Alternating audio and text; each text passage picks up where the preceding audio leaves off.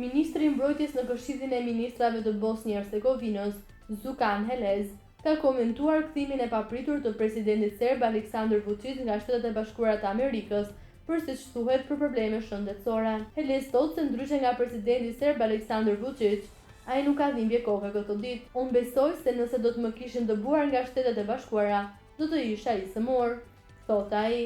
Rreth 10 ditë më parë, tha ai, ka zhvilluar një vizitë zyrtare në SBA dhe ka pasur takime me Pentagon me përfaqësues të Ministrisë së Mbrojtjes së vendit. Ai thekson se kjo është vizita e tij e dytë në SBA. Gjithmonë kam pasur një pritje të ngrohtë me respekt të plotë për pozicionin që mbaj dhe takime produktive në nivelin më të lartë.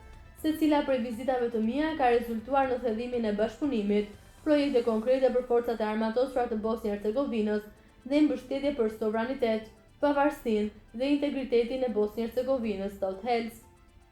Sipas Helez, presidenti serb Aleksandar Vučić ka njoftuar disa ditë para nisjes së tij për në Shtetet e Bashkuara të Amerikës se do të takohet me presidentin amerikan Donald Trump 2 herë brenda pak ditësh. E vërteta është se manipulatori Aleksandar Vučić u kap duke u përpjekur të hynte në darkën e donatorëve të Komitetit Kombëtar Republikan me një emër të rrem dhe ju kërkua menjëherë të largohej nga SBA-ja.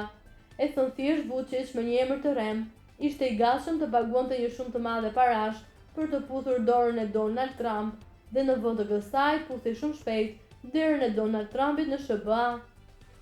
Informacionet të ngjashme se Vučić ishte regjistruar me një emër të rrem përmes një shoqate të shoferëve të kamionëve dhe kishte bler një vend në një darkë donatorësh, e cila ishte pa ligjme dhe në të cilën ai ishte ekspozuar, ishte publikuar më parë nga politikani i opozitës serbe Đorđe Miketić. Ministri bosnjak Đukan Helez e kritikoi ashpër Vučićin për atë që bëri në SBA. Helez thekson se qindra mijëra qytetarë serb, të cilët prej më shumë se gjys viti kanë protestuar duke kërkuar ndër të tjerash dhe dorëheqjen e tij, është një tregues se Vučić nuk ka më mbështetje as në vendin e tij dhe do të preferonte që të mos kthehej më në Serbi. Ka dhe një lloj drejtësie qellore në të gjithë këtë histori, sepse pak para se të nisej për në SBA, Vučić njoftoi se do t'i tregonte Trumpit dhe administratës së re amerikane për përfshirjen e supozuar të bosnjakëve në sulmin terrorist në New York.